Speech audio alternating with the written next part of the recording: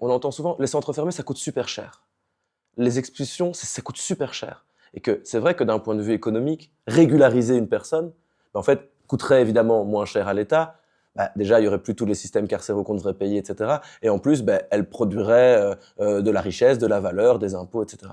Et quand on dit ça, on se dit, mais c'est simple. En fait, l'État, il est juste bête. Il dit partout qu'il veut faire des économies. Et là, on a un espace où on pourrait dire, on détruit tous les centres fermés, on arrête la politique migratoire, on arrête la politique gestion migratoire et on fait des économies. Or, c'est pas si simple que ça. Et donc, on voit quand même qu'il y a toujours en creux, dans l'argument économique ou dans l'argument utilitariste, un aspect qu'on occulte ou qu'on oublie d'analyser ou d'intégrer.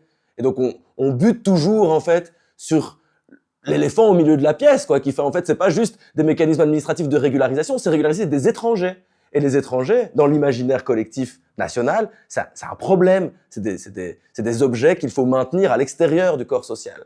Et si elles sont déjà dans le corps social, je le disais, les maintenir dans des marges où l'exploitation arrange tout le monde et d'ailleurs, cette exploitation participe à leur invisibilité.